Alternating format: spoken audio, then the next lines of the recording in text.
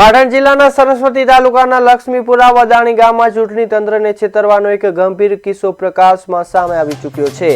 એક જ પરિવારના 5 સભ્યો ગુજરાત અને મહારાષ્ટ્ર એમ 2 અલગ અલગ રાજ્યોની મતદાર યાદીમાં નામ ધરાવતા હોવાનું સામે આવતા વાગડોદ પોલીસ સ્ટેશનમાં સત્તાવાર ગુનો નોંધવામાં આવ્યો છે। લક્ષ્મીપુરા પ્રાથમિક શાળાના શિક્ષક અને બીએલઓ રમેશભાઈ પટેલે નોંધાવેલી ફરિયાદ મુજબ મતદાર યાદી સુધારણા દરમિયાન માલપરા પરિવારના 5 સભ્યો 2 રાજ્યોમાં ચૂંટણી કાર્ડ ધરાવતા હોવાનું ખુલ્યું સામે આવ્યું છે।